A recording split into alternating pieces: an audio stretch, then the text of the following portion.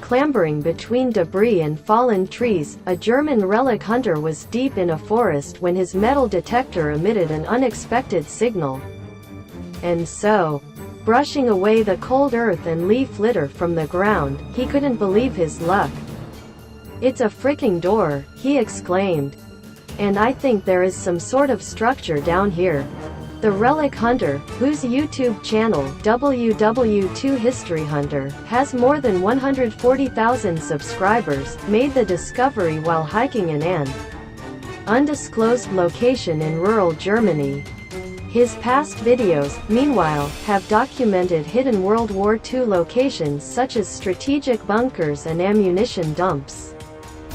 It was a bright but bitterly cold morning in December 2015 when this adventurer began his exploration of an area of German countryside where he hoped to uncover further World War II artifacts.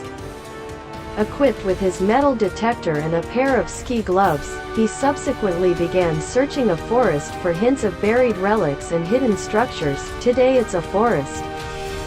But it didn't used to be like that," he explained in a YouTube video about his search. "They had a training facility here. They had all kinds of storage of armory and weapons. Hence, it wasn't long before the relic hunter began unearthing various intriguing objects. Firstly, his metal detector signaled what appeared to be something chunky, and definitely iron, near the surface. He therefore dug a large hole and found what he believed to be a cap from a French hand grenade. This was then followed by a 1940 bullet cartridge. However, there was something else buried down there. Something big, so the explorer dug deeper into the earth with a shovel and then bored into the hole with his fingers. The object he subsequently pulled out appeared to be an enormous shard of bomb shrapnel. "That's because the Allies bombed this area to pieces several times," he explained. Meanwhile, the landscape itself offered tentative hints of the past. Overgrown furrows and embankments appeared to indicate the location of foxholes, trenches and other wartime structures. Yet it was not here that the relic hunter found the door. In fact, he came across the mysterious door later on while exploring higher ground among the trees. After clearing away a surface covering of earth, he located a large, square metal lid and what appeared to be a hatch leading to an underground structure, a hidden bunker, maybe, indeed. The European countryside hides a warren of German-built underground structures, particularly on the so-called Atlantic Wall in coastal areas. So what would the relic hunter find here? Inserting his shovel between the door and the frame, he opened the lid a small way. However, the door would not open fully.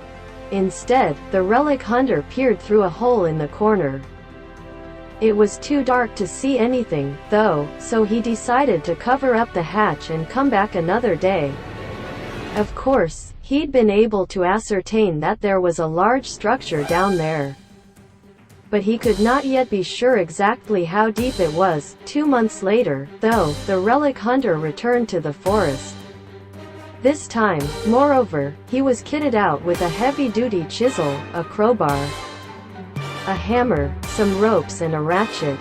The total load of this extra equipment was around 30 pounds, which demonstrated how determined he was to open the door.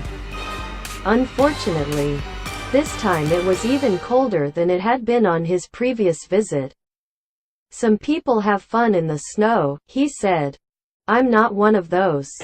Thankfully, though, it turned out that there was no snow in the upper part of the forest where he'd discovered the door.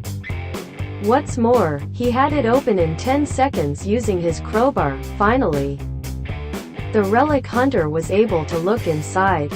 What would he find? A cache of ammunition? A Nazi control center? Or a hastily abandoned wartime bunker filled with the personal effects of German soldiers? "I have to say I'm really, really disappointed," he admitted. "To be honest, I feel like an idiot."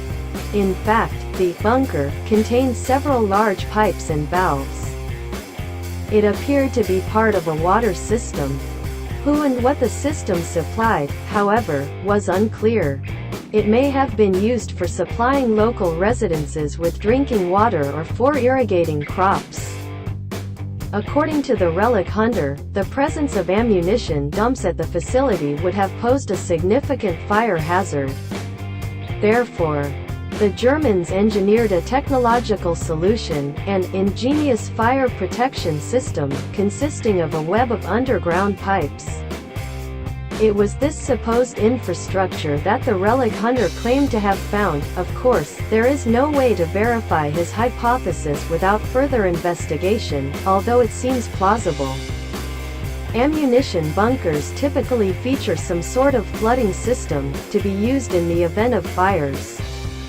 Moreover, why else would such a large storage tank have been installed in the middle of a remote forest?